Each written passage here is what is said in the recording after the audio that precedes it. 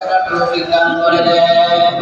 আল্লাহ মুসলমানদেরকে মুনাফিক ছাড়া আল্লাহ মুসলমানদেরকে সকল সালিমের সুবিধে দান করো।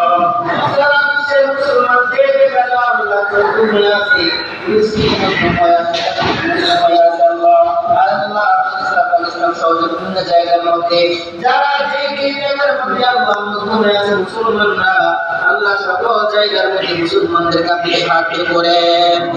আল্লাহ আমরা জানি আপনি আমাদের একমাত্র আল্লাহ